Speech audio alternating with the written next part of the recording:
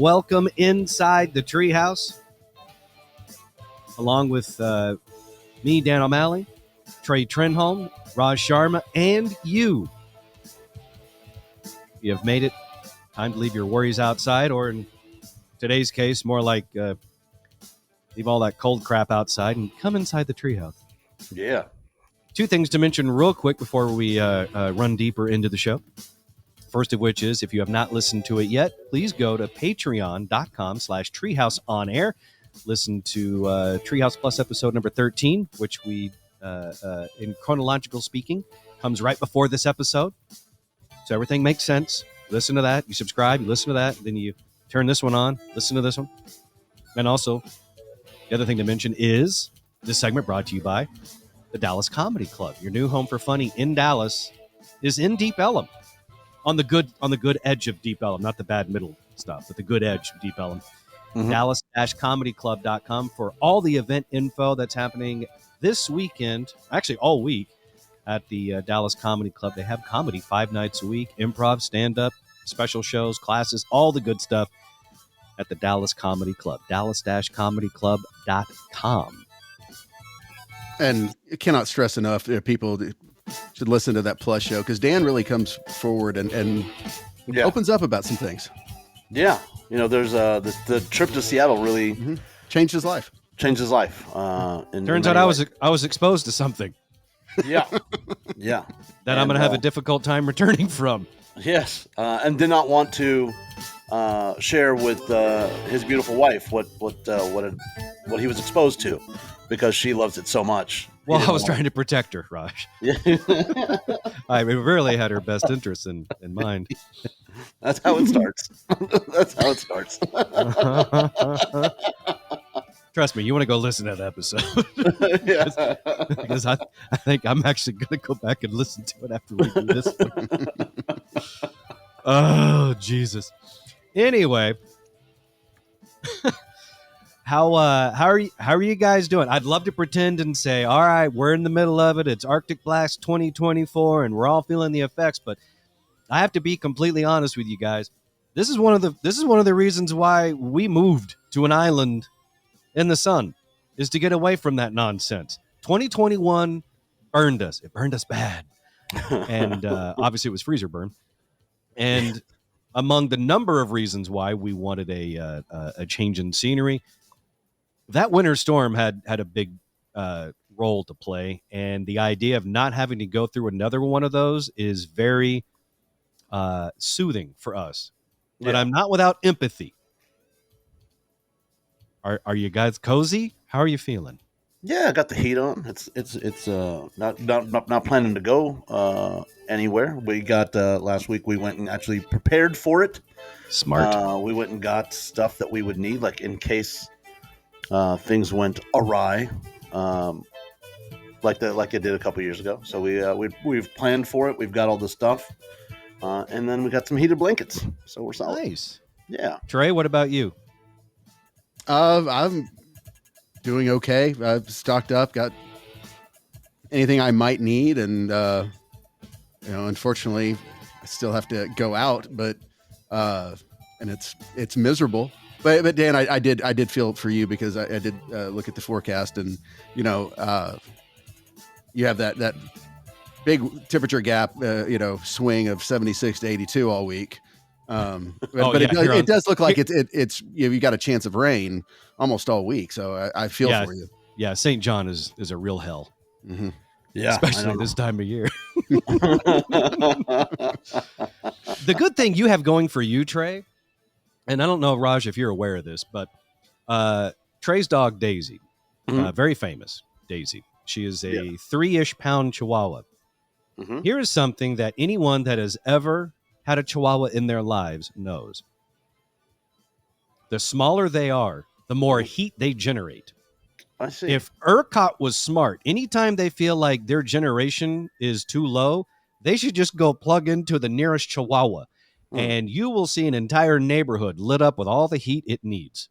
This was true when we had Daphne, our 4.5 pound space heating Chihuahua. You put her under a blanket, you're sweating.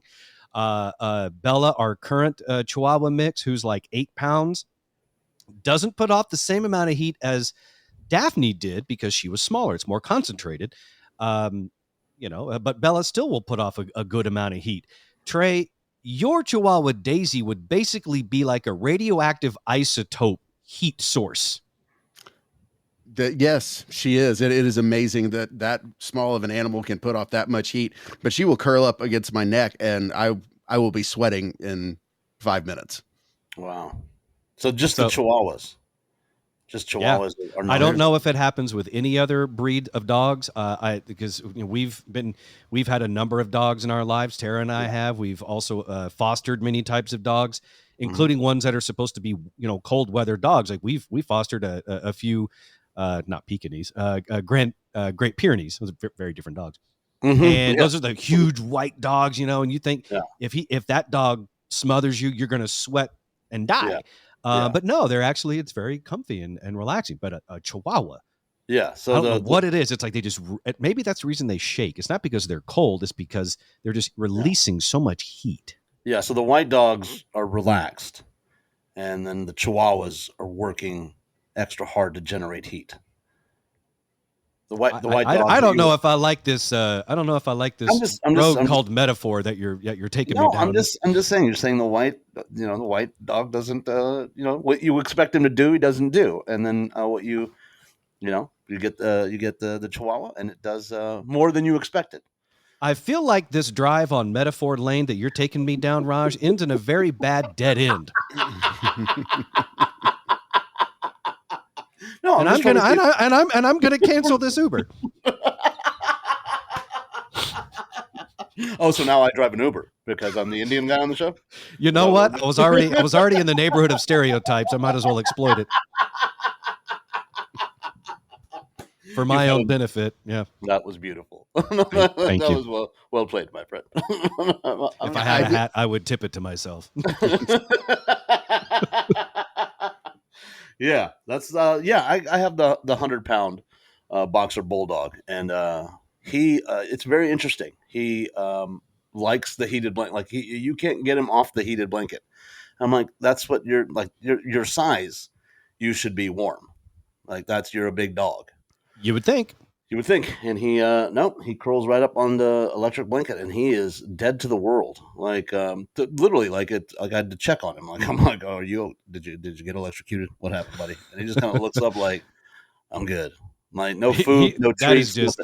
That is just bliss that you were witnessing. Yeah, no treat. Go get him up. No food in the food. Hit the bowl. None of that gets him up. Just heated blanket. So I have to turn it off, and then once it finally cools down, he's like, so what's for lunch?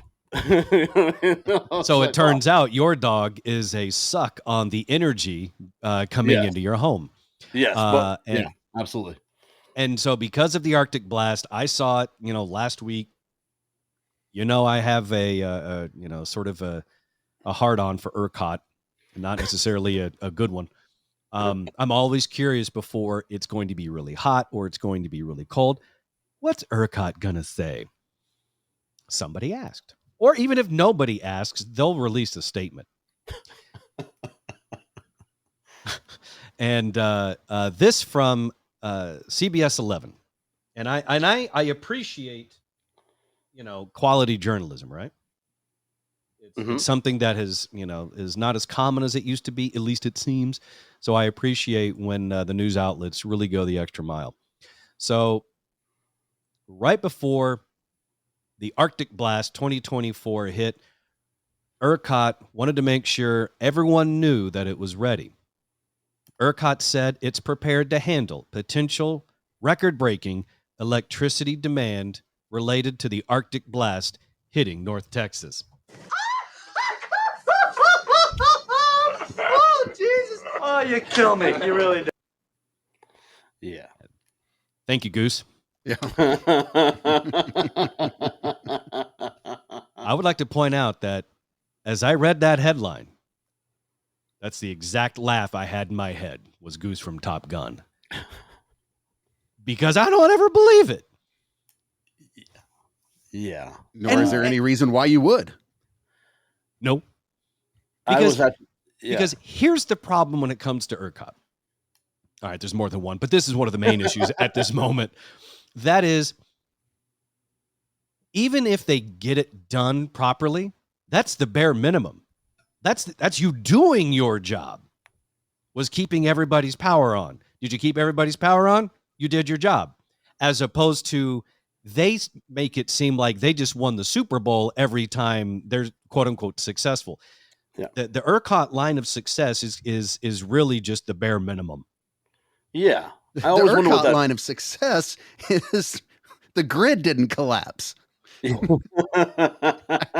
just want to know how that Yeah. like how'd that conference, like that meeting go when they're like, hey, can we just do our job? And everybody's like, you know what, Jenkins, that's a good idea. That's that's why you're the brains here. So we're just going to do what we're supposed to do. You're incredible. Like, Make sure you circulate that in memo form. Everyone's got to read this. I was driving on Thursday or Friday, and I remember coming off the tollway thinking, I'm like, we're close to the hospital. I know we're on the same hospital. The grid is the hospital that's behind us.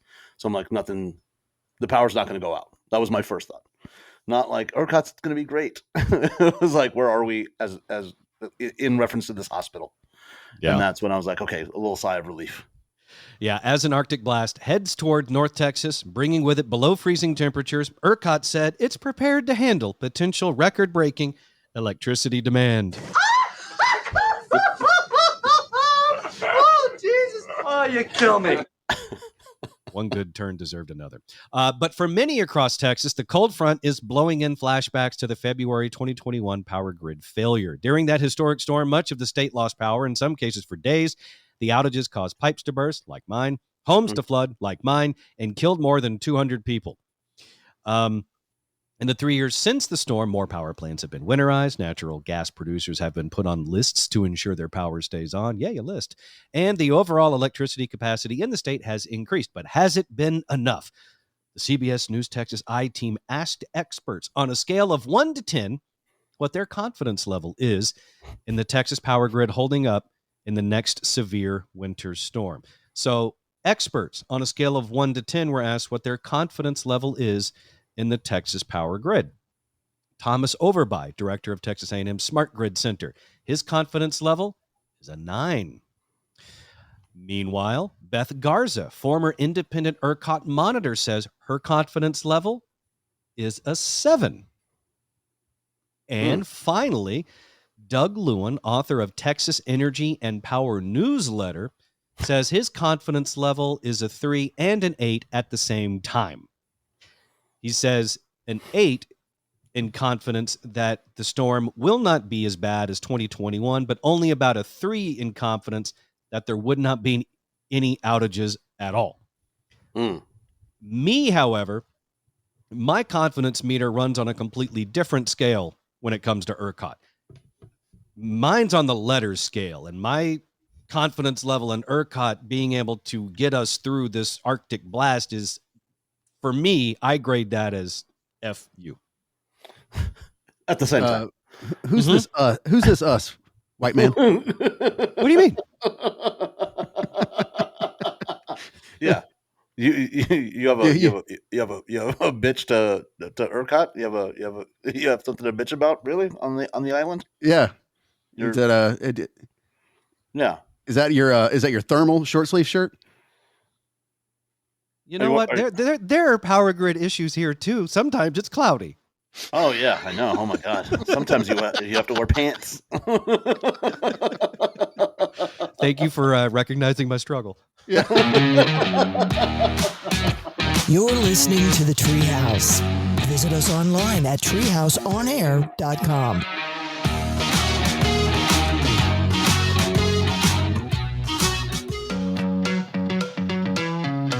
You're in the Treehouse. Visit us online at treehouseonair.com. Welcome back inside the Treehouse. This segment is brought to us by our friends at Cook DFW Roofing and Restoration. Give them a call for your free roof inspection, 833-COOK-DFW.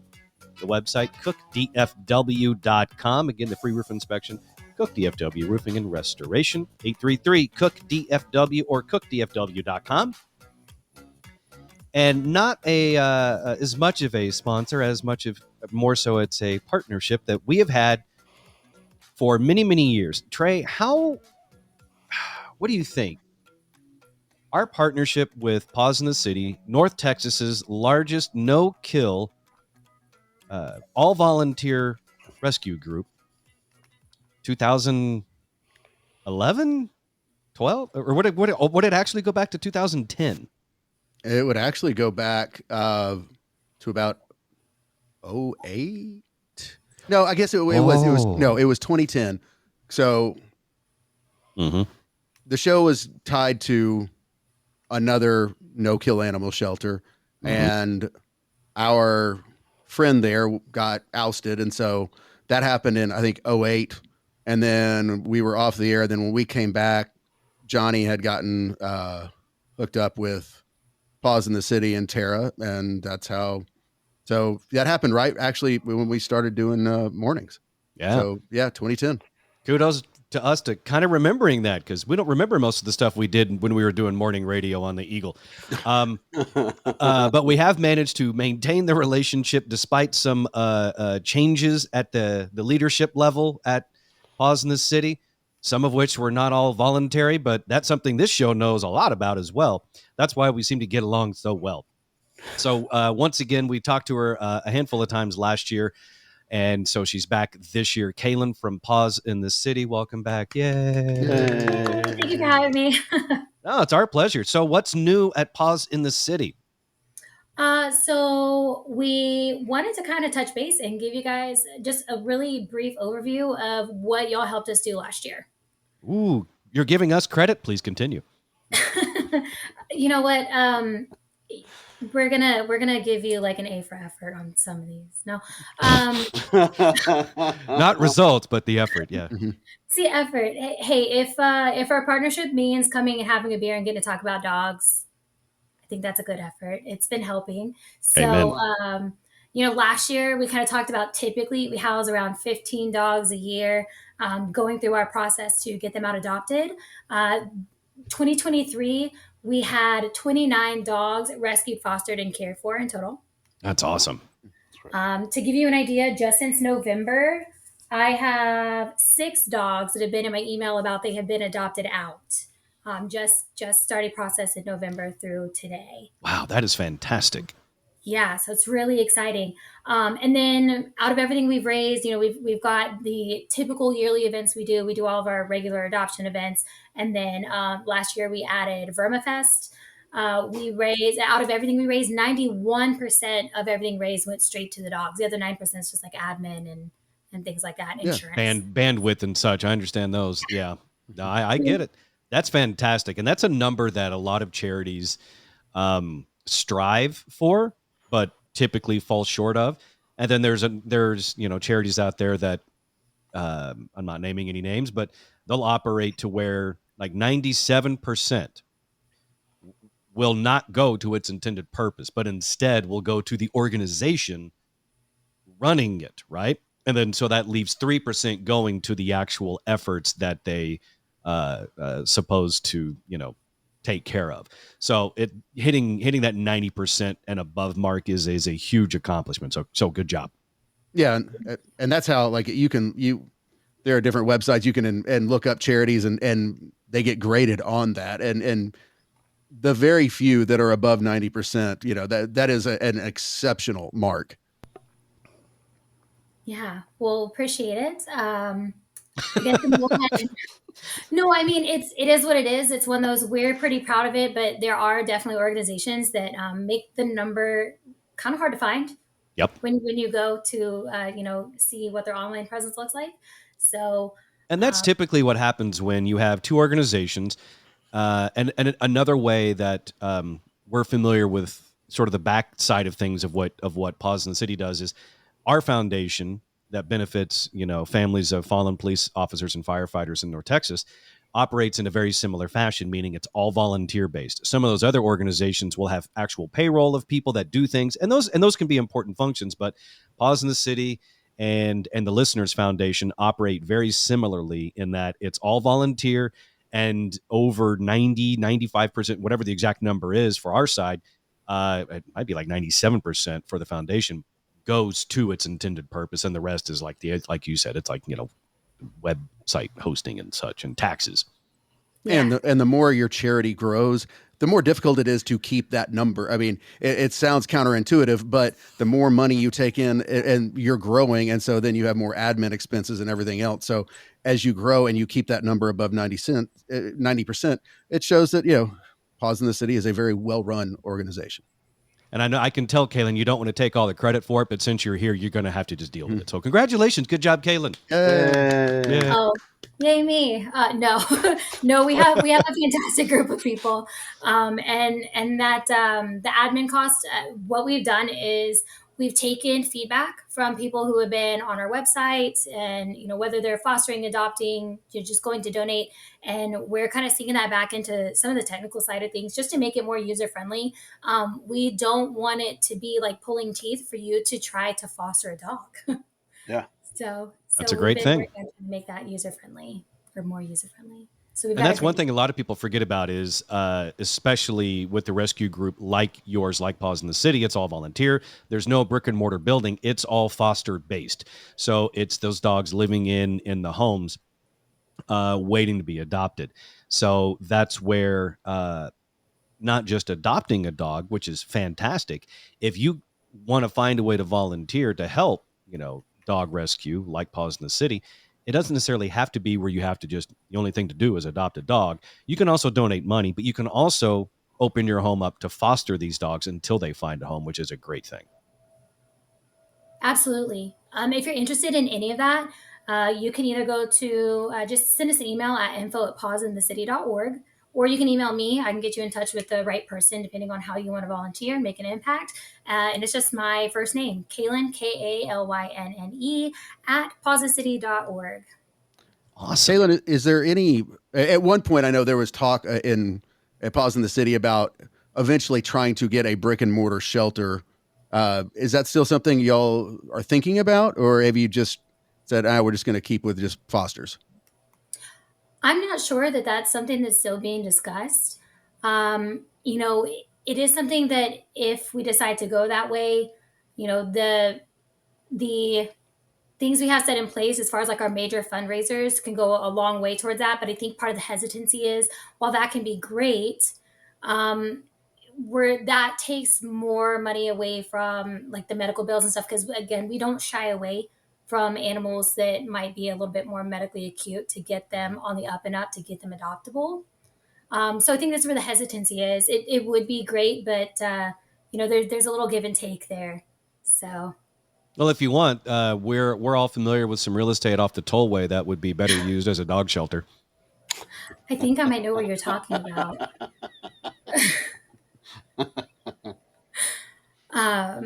As far as fundraising goes, so 2023, you guys obviously had a great year as far as getting dogs adopted, fostering, and you mentioned that you've got your fundraising events that you do every year, and I know you've got at least a couple of those coming up pretty soon. So what's on the calendar for Paws in the City right now? Yeah. So the closest event we have coming up is in February. I'm still waiting on a date from that, but the lovely folks at Three Nations Brewing in Carrollton have very graciously opened up their space for us. So I am going to give you that information so that you can chat about that, so we can get that out there before the event passes. But if you want to go and meet a couple dogs, have a beer, donate some money, pick up some goodies. We typically have shirts or dog toys or something available. Pop in and say hi. Our biggest, what used to be the biggest fundraiser of the year, and I say that in the most loving way possible because we actually have an event last year that was new. I'll go into that in a second. But March 9th, we're holding Martinis for Mutts. And that's going to be a candle room. Yeah. That is from 7 to 10 o'clock. If you've never joined us, it's a lot of fun. You can purchase a table or a single ticket, and you come in. There's a DJ. There's a lot of great people. There's a wine raffle. There's all sorts of things. There's gifts for Botox, Stars tickets, like you name it. Somebody has donated something really cool for you to go in and bid on. So And that's, you said March 9th? that is March 9th at Candle Room. Yeah, so that's a night that Tara and I went once, and it was for that evening, it was a masquerade themed. So I don't know if they're always that way, but I will say this: that was the most handsome Mark Verma ever looked, was with a mask. Oh no! And it's worth the price of the ticket just to watch dogs drink martinis. It's fantastic. It is. Especially when they stick the dew claw out to be fancy. I'm telling you, man, they get effed up. You should certainly look up the history of why or where it came from, where people stick out their pinkies when they're drinking a cocktail. All right, I'm gonna make a note of that. You're gonna want to take a look at that. That's gonna give you some good conversation. All right, thank because you. I do it. And then as far as our event that has overtaken that spot, as far as being our largest fundraiser of the year, last year we had one of Mark's friends come forward, and he said, "Hey, Mark loved rock music. Let's do something music based. Let's get a big thing together." So we introduced Verma Fest last year. In memory of Mark Verma, former president of Paws in the City, who unfortunately passed away. Yeah, it was July of 2 years ago, I believe. Mm-hmm. But I can't give you too many details. It's going to be in April. They're still deciding between 2 weekends to choose from. We do have somebody who has volunteered to be a headliner. We're just trying to work out the details. Unfortunately, I can't tell you who it is, but it is a really big Dallas-based band that I think pretty much everybody's heard of. Interesting. I'd be really surprised if not. Ooh, the mystery. So, sorry, I've got all these bands running through my mind, and I'm not saying them because I don't want to put undue expectations on some people, because some people may be thinking up here, some people may be thinking a little more down here, and I don't want to put any name out there, because then I don't want anyone thinking it's supposed to be this person or this band and it's not, and then they get disappointed. Make sense? absolutely. Because on one hand, a Dallas-based band that pretty much everyone would know would be the Eagles. Yeah. Mm-hmm. So, and then on like the lower end might be like hardcore Vanilla Ice era. please let it be Vanilla Ice. Please. Well, See, that's why I didn't want to say any names, because I didn't want to get anybody's hopes up. If you would like me to tamper expectations, you're doing a hologram. It's the Russ Martin Show band. Oh God, no! Oh, no. Please don't slum it that way. No, but the awesome. lovely guys here at the Treehouse are discussing possibly helping us with the event. Obviously, more on that later. But the irony of that, Trey, would be though is that Russ would still demand the same fee. So yeah, we are going to do what we can to help you with that event as well. Be happy to help Paws in the City, any and every chance that we get, including promoting things here on the show. And speaking of promoting things here on the show, not just events, not just the accolades of a previous year, but we always like to make sure we mention at least one cute dog that's available for adoption at Paws in the City. And I know you've got one.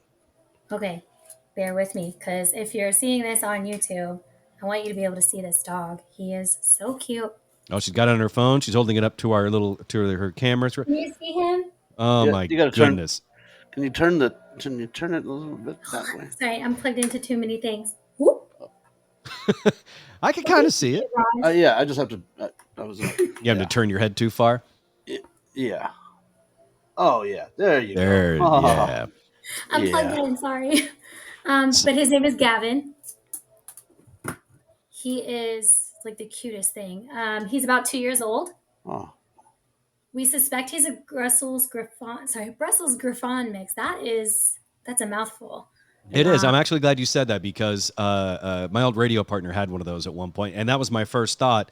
Was that looks kind of like I'm with you. It's hard to say a Gruffle whatever, but a Brussels Griffin. That's what I usually calling it. But it kind of looks that way, but a little bit shorter. So it's a mix. It's got a few different things in there, but very adorable. Yeah, he's super cute. He is in the the categorization of a small dog. If you're looking for a dog that is friendly and super lovable or kind of independent, this is your guy. And you said his Um, name is Gavin. Yes. So like I Does said, he's he about does he also run radio stations in Dallas, or is that just a coincidence? oh no. Does he have a Oh, proclivity gosh, for I'm bad so midday sad I shows? didn't think of that. Not anymore, Trey. Not anymore. He finally found the cure. Yeah. Make sure He finally found a midday show that's number one. Congratulations, Corey. yeah. Make sure he's also dewormed. Oh, I mean, obviously, as always, we do that. yeah. But thank you, Raj, for giving No me Oh, I was just talking about Gavin. I wasn't even talking about this one. I was just making sure the I other thought one. you were talking about the various midday shows that were dragging ass across carpet. That's what I meant. We can never just do one thing around here. We can't just promote Paws in the City. We have to, do other nonsense mixed in. Well, So in other words, you got Gavin, 2 years old. He's a Brussels Griffon mix, and he's currently in the foster program at Paws in the City. How long have you guys had him? Do you know? he was a part of that large intake we did right before the third quarter. We took in quite a few animals. We got a few large donations, and were able to go. We pulled like 8 dogs in. I think it was September. So they've all gone through all the checks and made sure they're healthy, gotten whatever medical treatment is necessary. Awesome. But he's really versatile. He is happy to, like, if you work from home, he will sit and hang out with you. Not a problem. If you don't work from home and he has to, hang out by himself, he is perfectly happy to do that. All right. So, I like this yeah, guy. It's good to be flexible. Yeah, it is. He's kind of just chill. One of the things we've seen with the pandemic is dogs have gotten really reliant on their owners being home because of work from home situations. Yeah. So when you have one that is happy to be either or, as far as left at home or, being accompanied all day, it's kind of rare. I can tell you my dogs have gotten very, very codependent. So, Yeah, but if you said he's 2 years old, he's a post-pandemic dog. So yeah. he knows, he doesn't know that world. Yeah. He's a pandemic puppy. And I'm on the Paws in the City website, pawsinthecity.org, under where you can view available pets for adoption. And the photo of him, the one that you actually showed us, is even cuter, where it's larger to see because he's got just enough of an underbite to be really, really cute. Yeah, I'm a sucker for the underbite. He's super cute. You should definitely go check him out. Not side notes. Like I said, he is great with kids. He has not really been around other dogs. His demeanor, we suspect that he's going to be dog friendly. But if you do have a dog and you're interested in having a meeting with Gavin, we're happy to help. Just let us know, and we will. We can come to you or meet up at a park or something. Have some sort of controlled meet to make sure that is a great fit for everyone. Mm-hmm. But like I said, we suspect he's going to be pretty dog friendly. He kind of everybody. Does he sit to pee?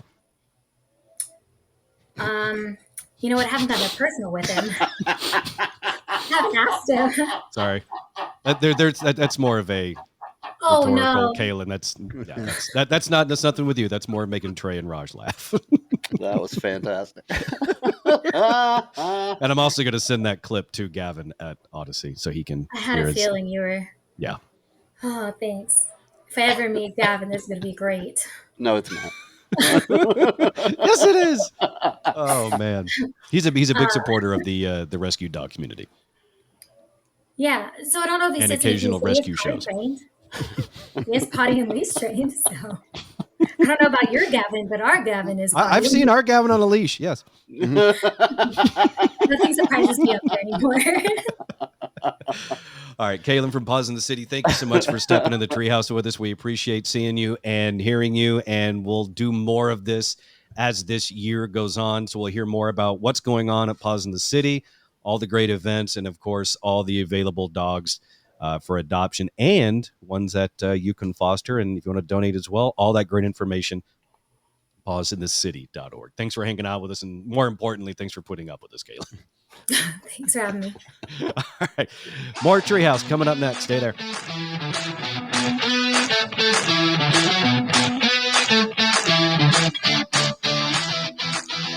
You're listening to The Treehouse. Visit us online at treehouseonair.com.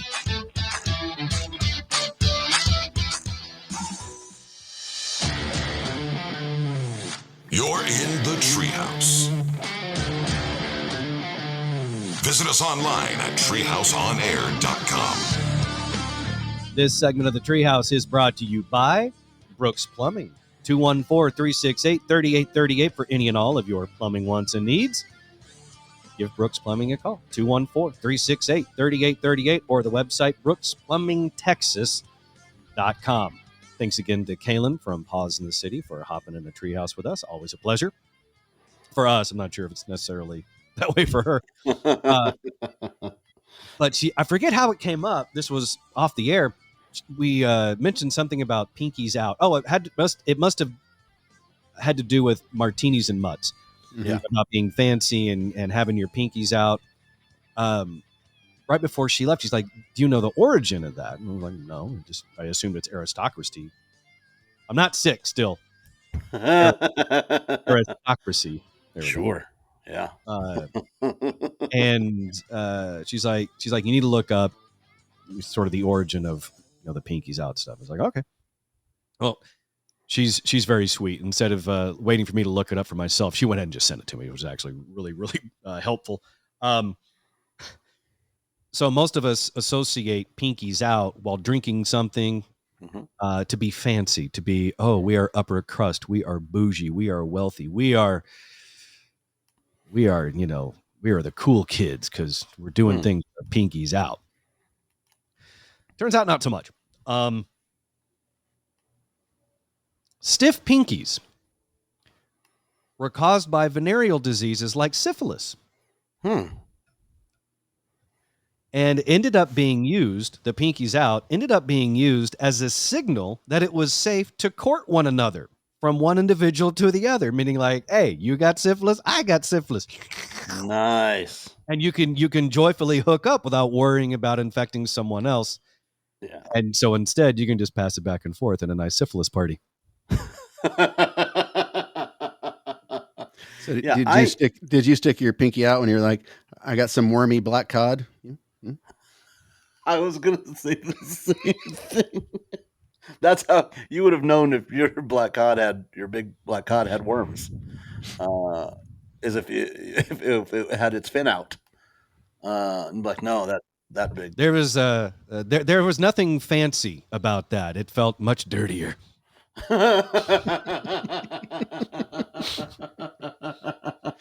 Sure it was. Plus, I mean, when you're holding your pinky up next to a big black cod, I mean,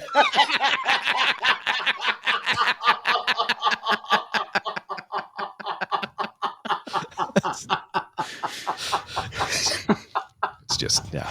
Puts things in perspective for you. Oh, yeah. I should just tuck that thing back in there.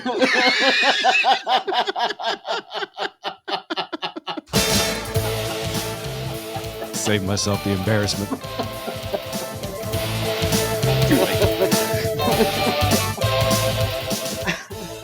Man, you really got to go back and listen to that plus number 13 episode. It's patreon.com/treehouse on air. Oh, what a day. You guys stay safe. Arctic Blast 2024. If you feel like getting away from it all, I know a good spot. You can feel warm for a while. Just saying. And there's no cod here.